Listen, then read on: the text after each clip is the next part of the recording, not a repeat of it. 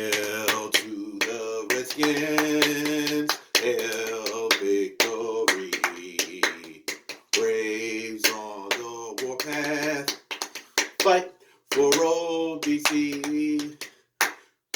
Run up, pass us, score. We want a lot more. Beat 'em, stomp 'em, touchdown, let the points soar. Fight on till you have won. Sons of Washington. Rah, rah, rah. Hail to the Redskins. Hail victory. Braves on the warpath. Fight for old DC. Welcome once again to that primetime show of shows, must see on YTV, Pigskin Facts, History and News. I am your host of hosts. My name is Fred. What's up, Skins Nation? Got a great show for you today. We're getting closer and closer to the, put on my glasses there. We're getting closer and closer to the NFL draft, and I'm really excited. But first, we're going to get started on some Pigskin Facts. Going to do a little something different today. Usually, I'll ask you a question about Redskins history, and I'll answer it on the next segment. But today, we're going to go to the end of the segment, and I'm going to answer that. So I have 3 questions that I'm going to ask you. Hope y'all have had a good week. Hey, you guys, stay on your knees. Keep praying to the man upstairs. We're going to get through this stupid COVID-19 mess, and we can get on with our lives and enjoy our lives. Enjoy football. Okay. First question. He was number 70. He earned 5 Pro Bowls, and he was one of the most feared hitters in the game. And he had razor-sharp instincts. He was a linebacker for the Redskins, and he played in the late 60s. He played about 5 years. I'll give you a hint. He played 8 years with the Giants, and he played 5 years with the Redskins. Who was he? I'll answer that at the end of our show today. Question number 2. He started his career as a New York Jet, but gained his popularity as a player for the Redskins in the 1980s. Who was he? And last but not least, this wide receiver once caught 2 touchdowns with 3 minutes remaining to defeat the Dallas. He earned the nickname Cowboy Killer. What was his name? I'll have the answers to these questions at the end of this show today. So if you want to leave some comments or anything, or you have an idea or an inkling of who I'm talking about, please feel free to answer. Hit that like button, y'all. I haven't been getting that many likes lately. I need y'all to come on, respond to me. And I guess you're like, well, maybe if you give me something I like, I would like it. But hit the like button. Thank you for watching. Those of you, this is your first time watching, hit that subscribe button, hit that like button.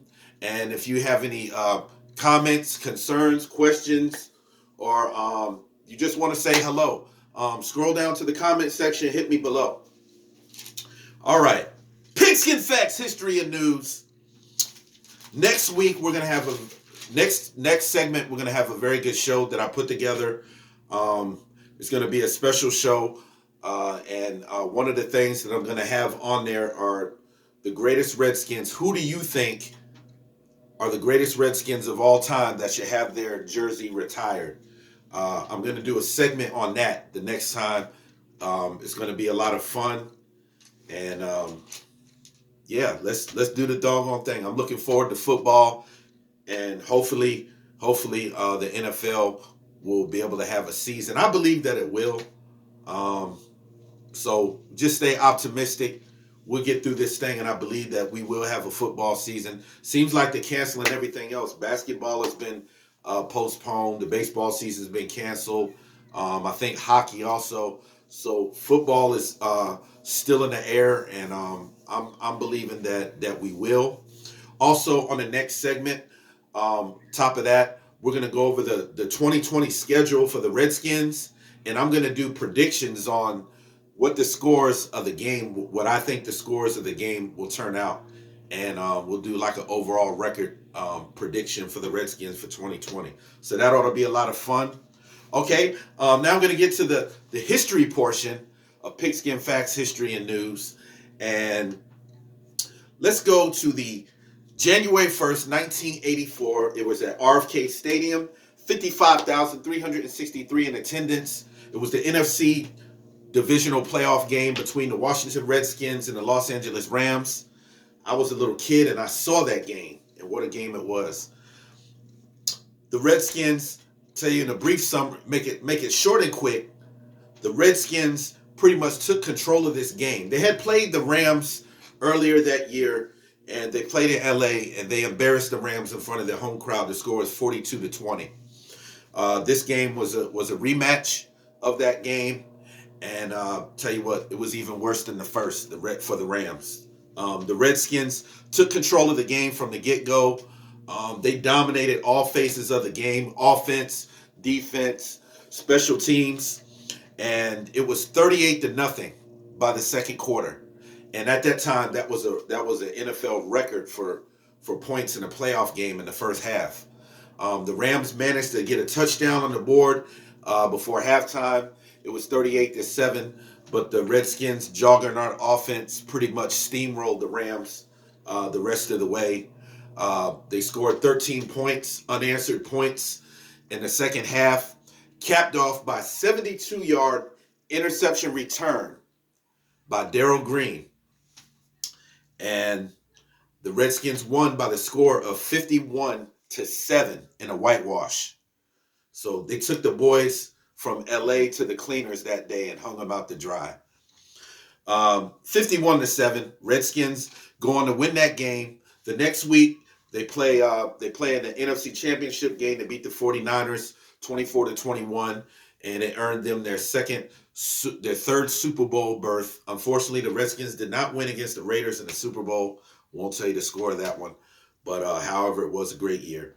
So in this game, here are the stats. It was 455 yards of hog heaven offense. It was a complete whitewash. It was a complete annihilation of the Rams. Quarterback Joe Theismann, he finished 18-23 for 302 yards, 2 touchdowns. John Riggins, the Diesel, he ran for 119 yards on 3 short scores, 3 TDs.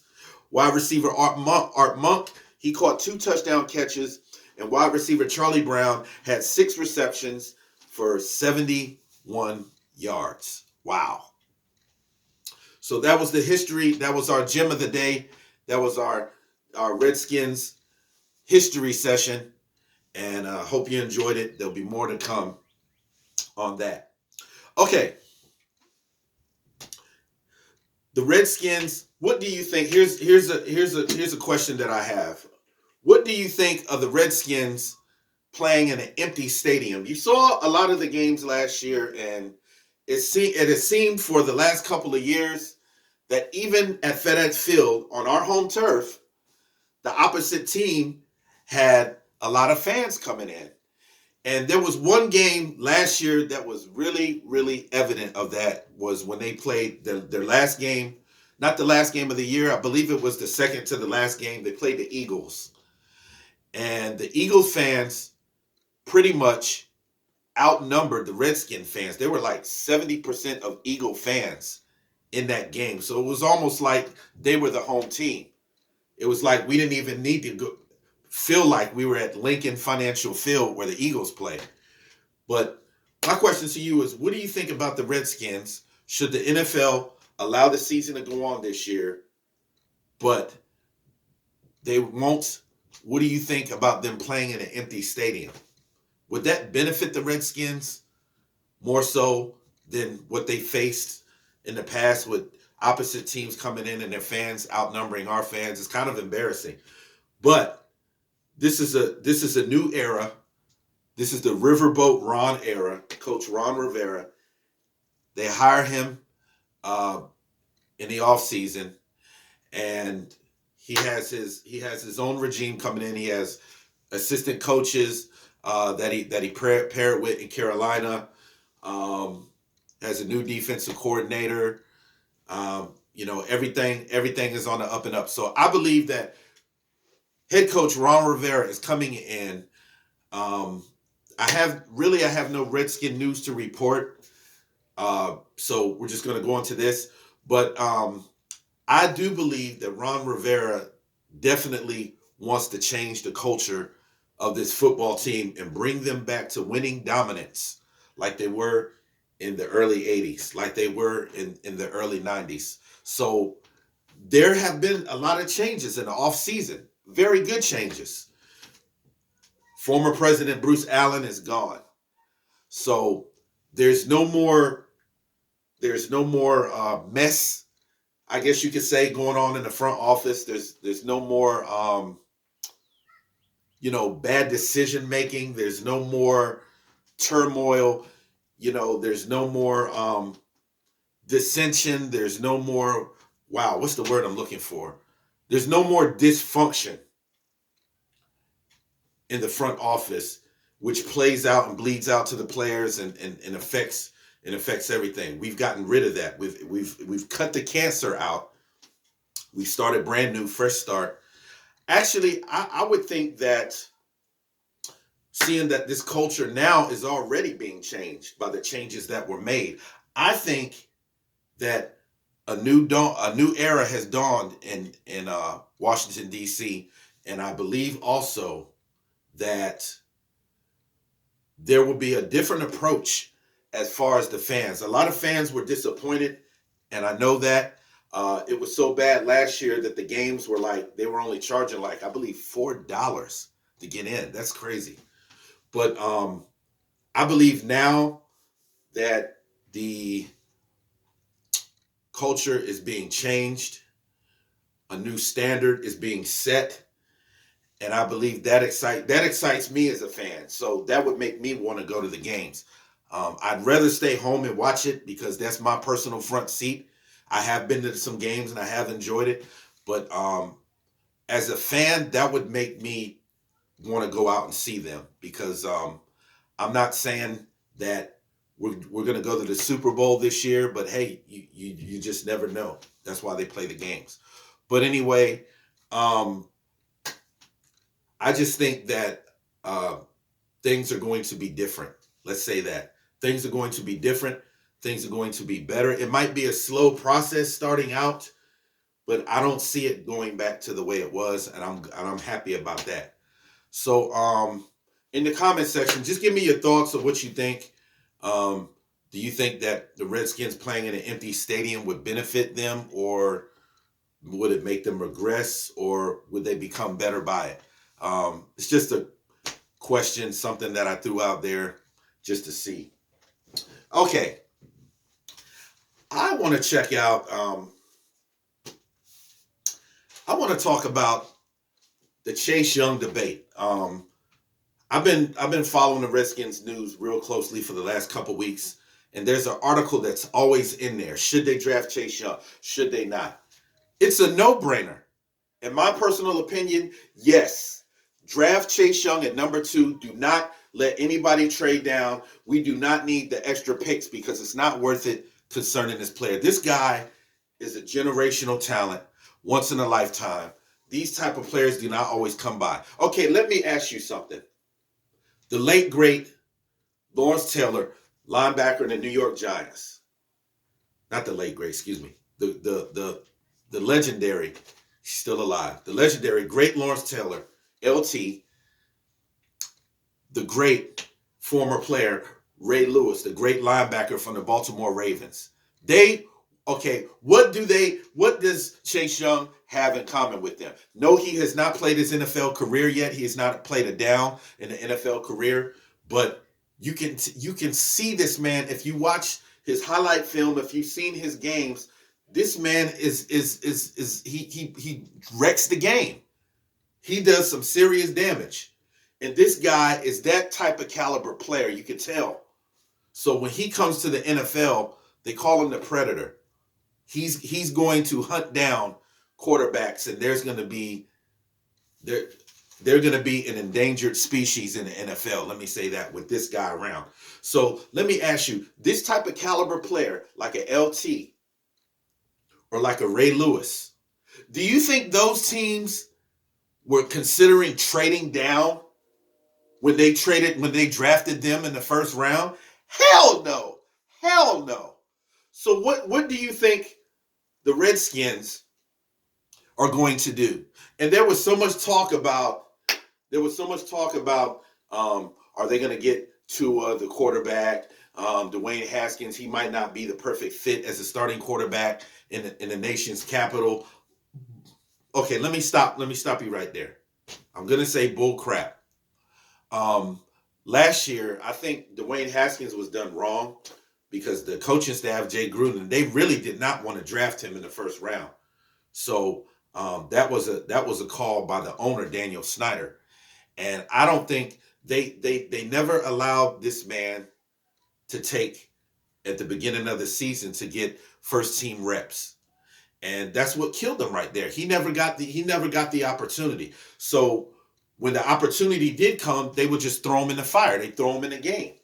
And he got a bad rep for that. Later in the year, former Coach Jay Gruden was fired.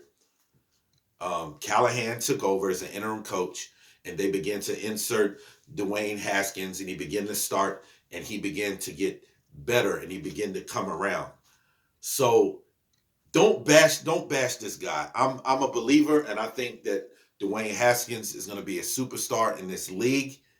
And look at the Redskins. They traded for former Carolina Panthers quarterback Kyle Allen in the offseason. So do you think they're going to go after Tua now? It was all this talk about should they draft Tua to make the competition stiffer for Dwayne Haskins because he could potentially be the starting quarterback, and they'll say, no, they traded for Kyle Allen. So that killed that talk right there. Okay, back to Chase Young. Should we draft him at number 2 or go another route or have a team like Detroit or Miami come up and take our number 2 spot for a bunch of draft picks? Well, number 1, I think it's stupid and I think it's risky. Because number 1, you got a generational talent that can change the whole complex of the game. We already have a decent defensive line. Jonathan Allen, former first-round pick. Deron Payne, former first-round pick. Matt Ioannidis, a fourth-round pick. Tim Settle, a third-round pick. Awesome defensive line.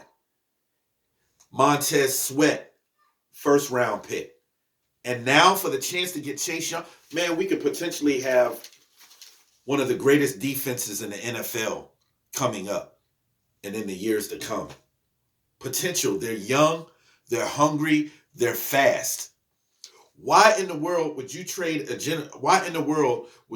your second-round pick? I mean, your first-round pick at number 2, a generational talent, a game wrecker, a game changer. Why would you take a bunch of picks that probably won't mean nothing anyway because you'll probably pick a bunch of players that won't even last 3 to 5 years in this league, as opposed to a generational talent that'll play 10 to 12 or maybe even more years, like Ray Lewis and Lawrence Taylor did. Longevity. Both of those players took their teams to 2 Super Bowls. They both had great defenses. Defense wins championships. Chase Young could be a third. He's not a linebacker, but he's off the edge and he's dangerous. Chase Young is a special player. He's a physical specimen. He's huge. He's 6'5". He's 262 pounds. He's fast off the edge. I believe he runs I want to say a 4.4 or maybe even faster, somewhere around. He's an edge rusher. This man, I'm telling you, there are former opposing coaches and players that have recently confirmed that Chase Young is dominant. There was I don't remember the team, but there was a player, I think, that played in the Big Ten, one of the other Big Ten teams. You know, Chase Young, he went to Ohio State. It was an offensive lineman that went up against him. I don't know if he played for the University of Minnesota or whatever. It really doesn't matter. That's irrelevant. But the offensive lineman that commented on Chase Young, he said he is so fast. His first 2 steps, he was already up the field on the quarterback before he could go back and take his first step. That's how fast he is.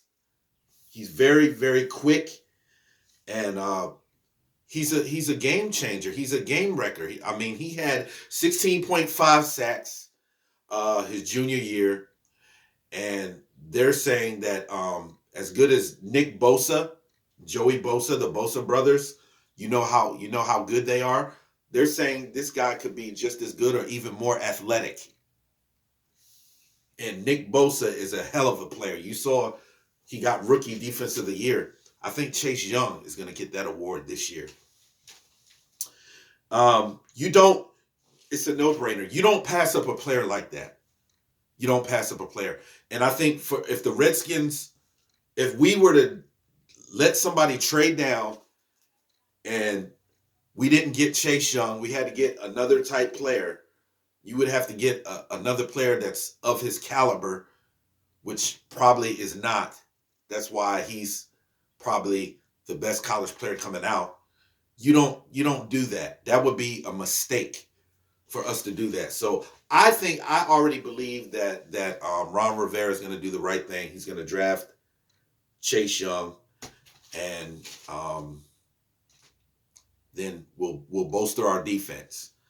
And Jack Del Rio, our defensive coordinator, he is going to come in and he's going to implement the 4-3 defense. We were playing out of a 3-4 base. Under Greg Minuski, it was a difficult scheme. Even the linebackers had to frequently drop back and cover, and it was just difficult to read. And the offenses were exploiting that. They were taking advantage of that. You want an attacking defense. So Jack Del Rio's coming in. He's putting in a 4-3. It's going to be a simple scheme. And I like what Coach Ron Rivera said. He said, we're going to stop the run on the way to the quarterback. We are going to stop the run on the way to the quarterback. And I like that. And it's an attacking scheme. It's simple. 4-3, bam, get up the field, hit the quarterback in his mouth, punch the running back in his jaw, stuff him, bag him, kill him. That's simple. So I think that this defense, it speeds up the game even more for the defense. And offenses won't be able to exploit the Redskin defense like they did in the years past. So I'm looking forward to that. 4-3 defense, simple attack mode. And we got Landon Collins, safety. We just got Sean Davis from the Pittsburgh Steelers, who used to always cover one of the best in the game, Antonio Brown, in practice. So I think that's honed his skills. So I think he's going to be a great safety for us. We got Kendall Fuller back. He won the Super Bowl with the Kansas City Chiefs last year. So he brings in Super Bowl experience, knowledge, and just looking forward to him being back in the slot. We drafted Jimmy Moreland last year, a very good corner, very good defensive back. Looking for him.